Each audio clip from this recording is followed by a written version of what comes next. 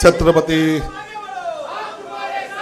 शिवाजी महाराज परमपूज्य डॉक्टर बाबासाहेब आंबेडकरांना मानवंदना करून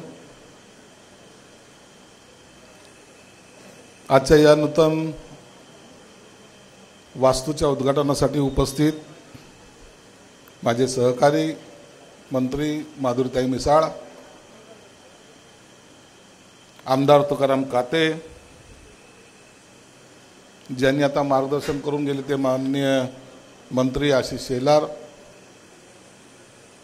या ठिकाणी उपस्थित असलेले आयुक्त बाबासाहेब बेलदार, श्रीमती वंदना कोचुरे, रविकिरण पाटील, आदरणीय भंतेजी, समोर उपस्थित पत्रकार मित्र, विद्यार्थी विद्यार्थिनी मित्रांनो, आज इथं हॉस्टेलचं उद्घाटन होतंय, परंतु माझ्या आयुष्यामध्ये हा सर्वात मोठा क्षण आहे की माझ्या चेंबूरमध्ये ज्या ठिकाणी माझा जन्म झाला त्या ठिकाणच्या हॉस्टेलचं उद्घाटन करायचा योग मला मिळाला।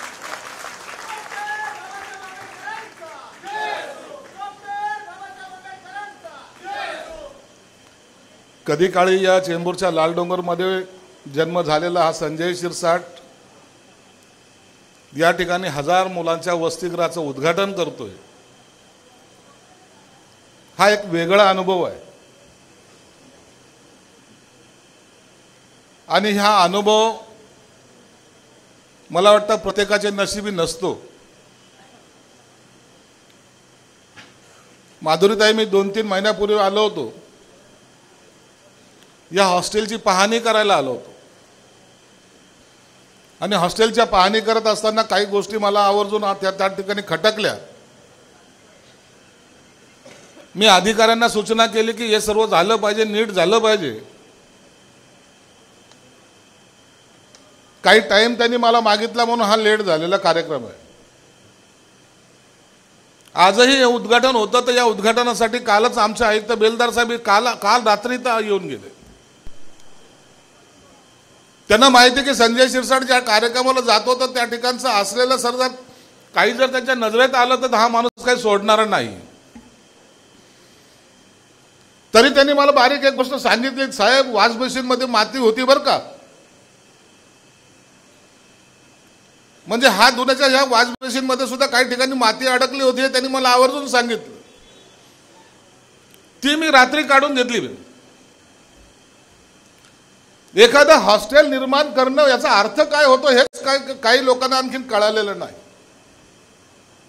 एक वास्तू उभी केली, मुलांना प्रवेश दिला म्हणजे संपलं असं त्यांचं काही धोरण असतं।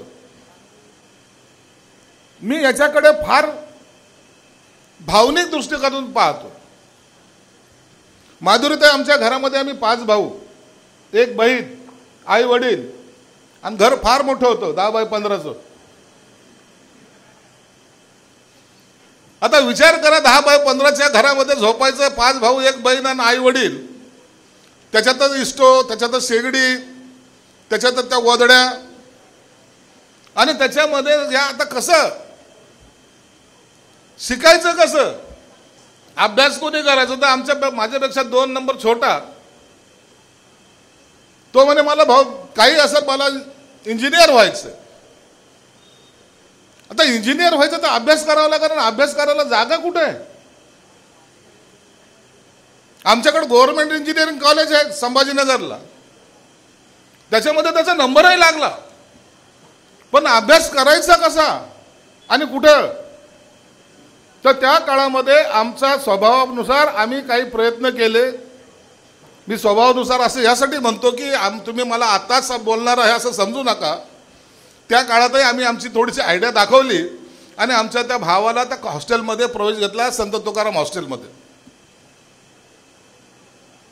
मग तो सकाळी कॉलेजला जायचा, रात्री तो हॉस्टेलला थांबायचा, तिथं अभ्यास करायचा, हा त्याचा दिनक्रम सुरू झाला।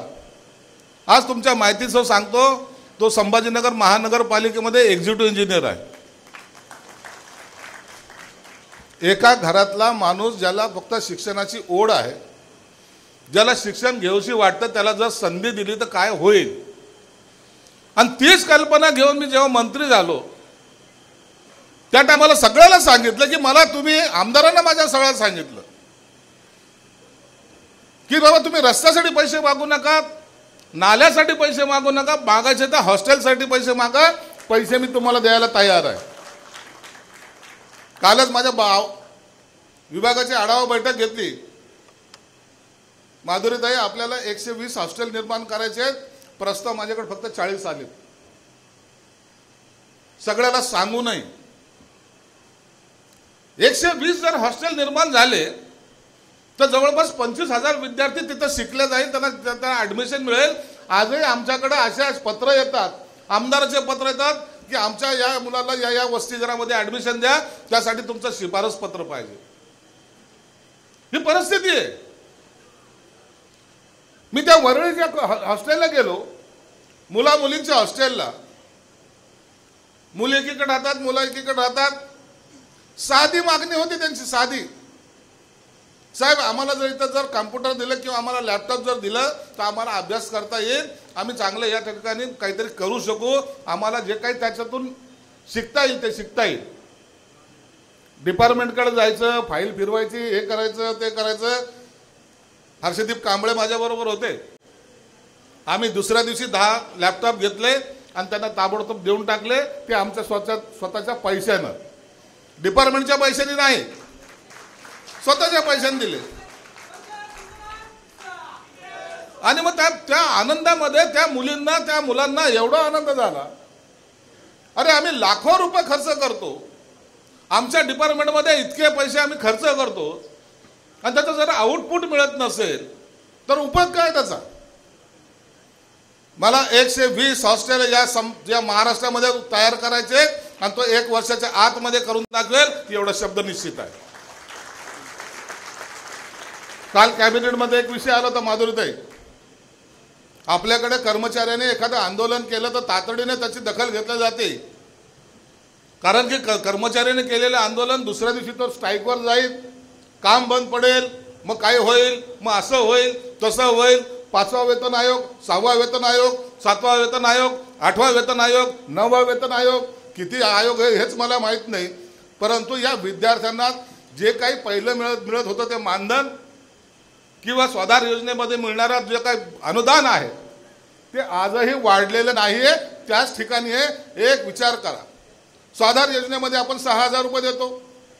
6,000 मध्ये त्यांनी घर किरायाने घ्यायचं, खायचं, राहायचं, पुन्हा पुस्तक विकत घ्यायचे, पुन्हा त्यांना त्या तिथून असलेलं अंतर जे काय कॉलेजचं असेल तिथं जायचं. हे कसं शक्य आहे?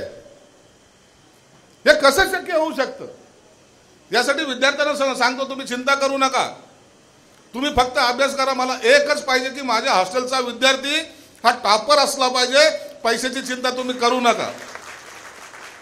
पुन्हा इथं टीव्ही चॅनलवाल्याला बसलेलेच आहेत, शिरसाट म्हणले पैशाची चिंता करू नका. मी काही बोललो तर त्याची बातमी होती. ते एबीपी माझावाला पाहतोय माझ्याकडं, अरे ह्याच्यातून एक पॉइंट का निघाना आणखीन. माधुरीताई मिसाळ आणि संजय शिरसाट बाजूला बसून हसत होते. असा तरी आमची अशी क्लिप टाका ना, एकमेकाकडे रागाने पाहत होते. कारण नसताना बातम्या होणं किंवा बातम्या देणं मी त्याला गैर मानतच नाही. बरं आहे ना, प्रसिद्धी होते ना. परंतु आम्ही जे काही काम करतो ना ते दाखवत जा. माझी इच्छा आहे की ते काम झालं पाहिजे. मी अनेक वेळेला सांगतो की तुम्हाला पैसे का नकोत.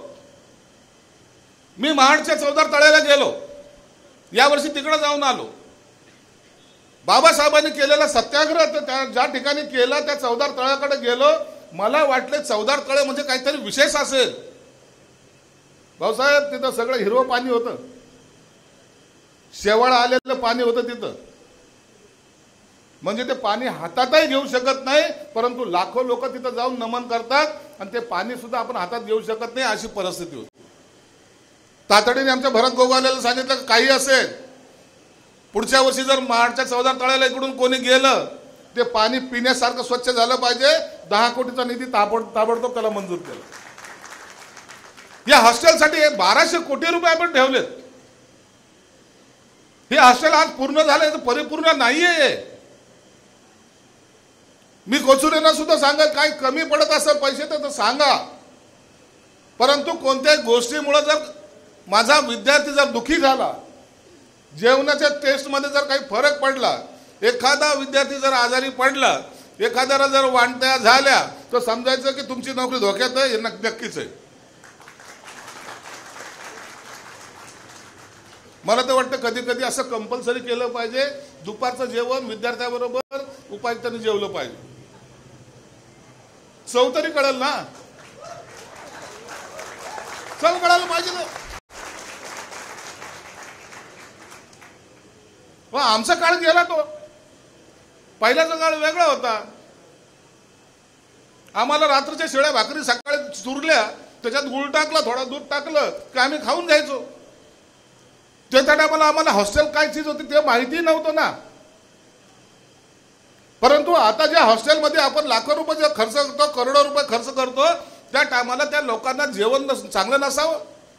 या टायमाचा आपण जेवणचा ठेका जो दिलेला आहे, सगळ्याला सांगितलंय, डाळ कोणत्या क्वालिटीची पाहिजे, तांदूळ कोणत्या क्वालिटीचा पाहिजे, गहू कोणत्या क्वालिटीचा पाहिजे. नाही तर राशनचा तांदूळ आला, डाळ कुठून तरी आली, किडे पडलेली डाळ आली, गहू कुठून तरी आणखीन कुठून आला, आणि त्याचाच चालू आहे स्वयंपाक. ते स्वयंपाक अर्धा घाम त्या जेवणात, आणि तेच आपण खातोय. असं जर असेल ना, काही खरं नाही. मी तुम्हाला सांगतो, तुम्हाला सुविधा देताना संजय शिरसाट कधी कमी पडणार नाही, कधी कमी पडणार नाही. परंतु मला एक अपेक्षा तुमच्याकडून आहे. अरे बाबासाहेबांनी ज्या मेहनतीने हे उभं केलेलं आहे, त्यांना आपण कसं टाळू शकतो. त्यांनी जे स्वप्न पाहिलं होतं की मुलगा शिकला पाहिजे, मुलगी शिकली पाहिजे, जे घर शिकेल तेच घराची प्रगती करू शकेल, हे बाबासाहेबांचं स्वप्न पूर्ण करायची जबाबदारी आपली आहे की नाही आहे. मला अनेक विद्यार्थी जेव्हा भेटतात ना, त्यांच्याकडे एवढं टॅलेंट आहे, ते एक एक कल्पना देत असतात, एक एक गोष्टी सांगत असतात, परंतु त्याला व्यासपीठ मिळत नाही, त्याला मांडायला जागा मिळत नाही. मी तुम्हा विद्यार्थ्यांना सुद्धा सांगेन, अडचणी असेल तर आमच्या दोघांकडे कधी डायरेक्ट या, तुमच्या कोणतंही काम आम्ही थांबवणार नाही, एवढी गॅरंटी मी तुम्हाला देतो. आणि पुन्हा नाव संजय शिरसाट असल्यामुळे बहुत चिंता करायची गरज नाही. आपण वैसे भी बदनाम आहे, आपल्याला काही सांगायची गरज नाही. आजकाल तयार तुम्हाला तर काय माहिती का, कधी कधी एवढी भीती वाटायला लागली. आता माझा व्हिडिओ कुठं कुठं आलेला आहे माहित नाही का तुम्हाला.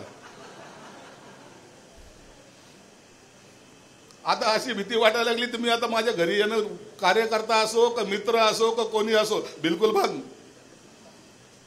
पहिले सगळेजण यायचे, बिचारे चहा प्यायचे, बसायचे, आता तिथंच व्हिडिओ काढायला लागलेत. मी म्हणलं आता तो घरीच येऊ नको, जा. मला कारण नसताना ना, मला या डिपार्टमेंटमध्ये आल्यानंतर आवर्जून एक गोष्ट लोकांनी सांगितली, भाऊ हे डिपार्टमेंट घेतायत ना, या डिपार्टमेंटमध्ये कामापेक्षा बदनामी जास्त आहे.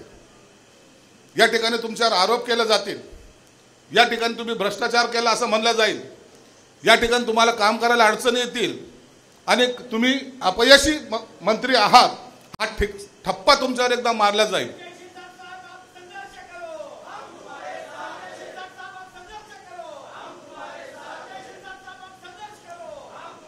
तुमच्यावर हा ठप्पा मारला जाईल, आणि एवढ्या मोठ्या खात्यामध्ये दिलेला मंत्री किती नालायक आहे हे दाखवले जाईल. तुम्ही त्याची काळजी करा. मी त्यांना एकच सांगितलं, आयुष्यामध्ये कधी स्वप्न पाहिले नव्हते. मंत्री बनेल का बनेल नाही मला माहीत नव्हतं, मी नगरसेवक होईल का नाही मला माहीत नव्हतं. 10 वर्ष मी नगरसेवक राहिलो, 20 वर्ष आमदार राहिलो, सलग 20 वर्ष आमदार राहिलो. आज नशिबानं आज मंत्री झालो. जे स्वप्न कधी पाहिलं नव्हतं, परंतु जी जबाबदारी दिलेली आहे ती जबाबदारी एवढ्या ताकदीने पार पाडेल की लोक बी आयुष्यात लक्षात ठेवलं पाहिजे की एकच समाज कल्याण मंत्री होता ज्यांनी करून गेला. आपण त्याची चिंता कधी करत नाही, उद्या काय होईल. भंतेजी चांगल्या माणसालाच लोक नावं ठेवतात. अरे पिकलेल्या फळं आलेल्या झाडालाच लोक दगड मारतात ना. बाबळीला कोण दगड मारतं का? काय गरज आहे बाबळीला दगड मारायची? तर समजायचं का आपण फळ लागलेलं झाड आहे म्हणून आपण चिंता त्या गोष्टीची करत नाही. आणि पुन्हा एकदा तुम्हाला सांगतो, आजचं हे हॉस्टेलची एक संक्राला म्हणजे त्याला काय म्हणतात सगळी लाईट 120 नवीन हॉस्टेल आपल्याला उभारायचे 3 स्टार धर्तीवरचे. त्या हॉस्टेलमध्ये गावातून आलेला विद्यार्थी हा इतका आनंदात राहिला पाहिजे. या ठिकाणी सुद्धा जे अडचणी आहेत मी पुन्हा कोचरीनं सांगेल, त्या अडचणी पुन्हा मला दुसऱ्यांदा आल्यानंतर दिसल्या नाही पाहिजे. एवढं चांगलं करा. आज आमच्यासारख्याला AC शिवाय झोप येत नाही, परंतु काही वेळेला असं होतं की त्या हॉस्टेलच्या रूममध्ये पंखेसुद्धा चालत नाहीत. अशी जर अवस्था असली तर त्या विद्यार्थ्यावर केलेला हा अन्याय आहे. आणि म्हणून बाबासाहेब आंबेडकरांनी आपल्याला एकच सांगितलं आहे, तुम्हाला मी देतोय हे शिक्षणचं जे दूध जे तुम्हाला देतोय हे तुम्ही प्या आणि खऱ्या अर्थानं समाजाचा उद्धार करा. एक लक्षात ठेवा, तुम्ही शिकले, घरातला एक माणूस मोठा झाला ते कुटुंब चांगलं होतं. जगाची चिंता करू नका, पहिले चिंता आपल्या कुटुंबापासून सुरू करा. जर मी मंत्री झालो, माझं पोरगा आता मला म्हणलं बेटा अरे त्या काळामध्ये आमची अशी अवस्था होती ना, आम्ही सायकलीवर जायचो आणि आम्हाला 3 भावामध्ये वडिलांनी एकच सायकल घेऊन दिली होती आणि ती 24 इंची. मी कैचीच मारून घेऊन जायचो. मी त्यांना सांगतो पोरांना, तर पोरं म्हणतात पप्पा कशाला जुन्या गोष्टी सांगता तुम्ही? तुमचा बाप एसटी ड्रायव्हर होता, माझा बाप आता आमदार आहे, माझा बाप मंत्री आहे, मी कशाला सायकलीवर जाईल, मी 4 व्हीलरमध्ये जाईल. हे आता मुलांची बदललेली कल्पना आहेत, भावना आहे आणि त्याला आपण नाकारू शकत नाही. ते म्हणतात आहे ना, आमच्या नशिबाने आम्हाला मिळालंय, आमच्या मेहनतीला विचारतोय कोण? आमच्या मेहनतीला विचारत नाही. ते म्हणतात आमच्या नशिबाने आम्हाला मिळालंय, आम्ही त्याचा उपभोग घेऊ. परंतु तो उपभोग घेताना सुद्धा त्या पद्धतीने पुढे गेलं पाहिजे की भविष्यामध्ये माझा आता माझ्या मुलांची ओळख माझ्यामुळं आहे. भविष्यामध्ये तुमच्यामुळं तुमच्या वडिलांची तुमच्या आईची ओळख निर्माण झाली पाहिजे, होय तो मुलगा माझा आहे ज्याला मी मोठं केलेलं आहे. तुम्ही एक लक्षात ठेवा, कॉलेजच्या जीवनामध्ये आम्ही अनेक संघर्ष पाहिलेले आहेत. कॉलेजमध्ये मी होतो, शाळेमध्येही उन्हाळा होतो, कॉलेजमध्येही उन्हाळाच होतो. म्हणून तुम्हाला माझा स्वभाव कळाला असेल की आपण कसे पहिल्यापासून मी बंडखोर आहे. हे काय आता 2019-21ला झालो असाल तर काही भाग नाही आहे. पहिल्यापासून बंडखोरी ही आमच्या रक्तात आहे. म्हणून कॉलेजमध्ये होतं ताई मी, तर कॉलेजमध्ये एक दिवस जर गेलो नाही, अख्ख्या कॉलेजला कळायचं की संजय शिरसाट आज आला नाही, म्हणजे मी किती कलाकार असेल याचं लक्षात ठेवा. एक दिवस जरी कॉलेजला गेलं तर लोकांच्या लक्षात यायचं, परंतु ते लक्षात येतंय म्हणून मी त्याच मोडमध्ये राहिलो. भविष्यामध्ये शिक्षणापासून काही वेळा मी सुद्धा वंचित राहिलो, त्याचा पश्चाताप आजही मला होतोय. म्हणून कॉलेजमध्ये जाताना, कॉलेजमध्ये शिकताना आपल्या वडिलाची वाढलेली दाढी एकदा पहा. आईने डोळे लावून जी आपली वाट पाहते तिच्या डोळ्याकडे एकदा पहा की तिचं स्वप्न काय आहे, त्या वडिलांचं स्वप्न काय आहे आणि ते मी पूर्ण करतोय का. एवढंच जरी मनात आणलं तर तुम्हाला प्रगतीपासून कोणी रोखणार नाही. आज या हॉस्टेलच्या उद्घाटनानिमित्त मला या ठिकाणी बोलवलं. माझ्या सर्व सहकाऱ्यांनी, सर्व अधिकाऱ्यांनी अत्यंत चांगलं काम केलं, त्याबद्दल त्यांचे मनापासून आभार मानतो. 2012ला सुरू झालेलं हे आंबेडकर या हॉस्टेलचं काम मला वाटतं हा एक इतिहास असेल. इतके वर्षानंतर एक बिल्डिंग उभी राहिली, ही पण एक इतिहासात नोंदच होईल. मला वाटतं इतकं वर्ष कधी त्या ताजमहल बांधायला लागले नसेल तेवढे वर्ष ते हॉस्टेल बांधायला लागलेत. म्हणून हे काही ताजमहलापेक्षा कमी नाही आहे. हे एक वास्तू अशी झालेली आहे की आता याला लक्षात ठेवावं लागेल. मुळामध्ये मी आता या अधिकाऱ्याला सांगितलं की या बाजूला चांगल्या गार्डनच्या जर जागा असेल तर निश्चित गार्डन पाहिजे. या ठिकाणी 1000 विद्यार्थी जर बसायचं ठरवलं तरी ते बसू शकणार नाही अशी अवस्था आहे. म्हणून कला शिंदे तुम्ही सुद्धा या भागातले आहात, काते आहेत या भागातले, तुम्ही याकडे लक्ष द्या. हे मुलं, हे विद्यार्थी आपले भाऊबंद आहेत, या दृष्टिकोनातून त्यांच्याकडे पहा. आणि तुम्हाला सुद्धा सांगतो, काही कमी पडलं आमचा फोन सतत चालू असतो, आमच्याकडे कोणताही पियकड नसतो, कधी फोन करा, आम्ही तुमच्या सेवेशी तत्पर राहू. धन्यवाद. जय भीम, जय महाराष्ट्र, जय हिंद.